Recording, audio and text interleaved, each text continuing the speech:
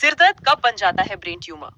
Experts ने इसके बारे में शुरुआती लक्षण क्या होते हैं, इस वीडियो में पूरी जानकारी देंगे।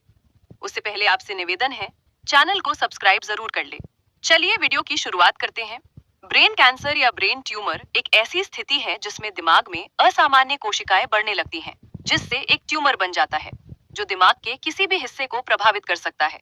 ब्रेन ट्यूमर छोटे या बड़े हो सकते हैं। कभी कभी ब्रेन ट्यूमर के शुरुआती लक्षणों को पहचानना मुश्किल हो सकता है और इसलिए समय पर इलाज नहीं मिल पाता है।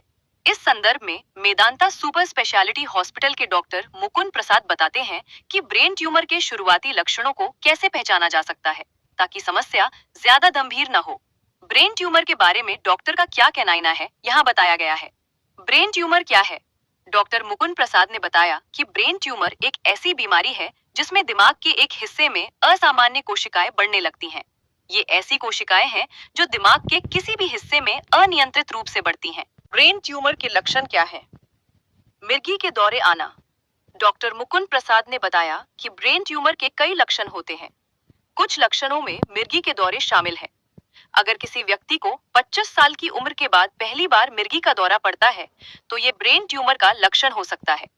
इसलिए अगर आपको 25 साल की उम्र के बाद पहली बार मिर्गी का दौरा पड़ता है, तो आपको ये पता लगाने के लिए स्कैन जरूर करवाना चाहिए कि ये ब्रेन ट्यूमर है या नहीं। सिर दर्द और उल्टी होना। ब्रेन ट्यूमर का एक और मुख्य लक्षण बार बार और अचानक सिर दर्द होना है। अगर सिर दर्द के साथ उल्टी, चलने या सुनने में दिक्कत, सुबह अचानक सिर दर्द, खांसने या छींकने पर सिर दर्द, धुंधला दिखना या सोते समय सिर दर्द होता है, तो ये ब्रेन ट्यूमर के लक्षण हो सकते हैं।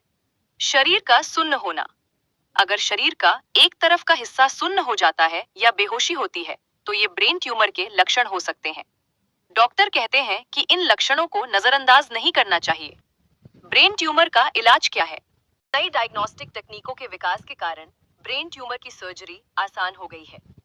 MRI स्कैन से दिमाग में ट्यूमर की जगह दिमाग के किन कामों पर इसका असर पड़ रहा है, जैसे बोलने या मोटर स्किल्स, और उस हिस्से में ये कितना फैला हुआ है, इसका पता चलता है। ये जानकारी ये तय करने में मदद करती है कि किस तरह की सर्जरी की जरूरत है। सर्जरी के दौरान ब्रेन ट्यूमर और आसपास की कोशिकाओं को दिमाग के दूसरे हिस्सों को नुकसान पहुंचाए बिना हटा दिया जाता है। इस प्रक्रिया के दौरान न्यूरो मॉनिटरिंग का इस्तेमाल किया जाता है। ब्रेन ट्यूमर का इलाज अवेक क्रेनियोटॉमी से भी किया जा सकता है। इस प्रक्रिया में मरीज के जागते हुए ब्रेन सर्जरी की जाती है। सर्जरी के दौरान मरीज से सवाल पूछे जाते हैं ताकि ये पक्का किया जा सके कि उसे कोई दिक्कत तो नहीं हो रही है। अगर डॉक्टर दिमाग के गलत हिस्से के पास जा रहे होते हैं, तो मरीज के जवाब उन्हें अलर्ट कर सकते हैं, जिससे वे उस हिस्से पर सर्जरी करने से बच सकते हैं। ब्रेन ट्यूमर सर्जरी के बाद मरीज को कब डिस्चार्ज किया जाता है? डॉक्टर बताते हैं कि टेक्नोलॉजी में काफी तरक्की हुई है और अगर सर्जरी सफलतापूर्वक हो जाती है, तो मरीज को आमतौर पर प्रक्रिया के 2 से 3 दिन बाद डिस्चार्ज कर दिया जाता है।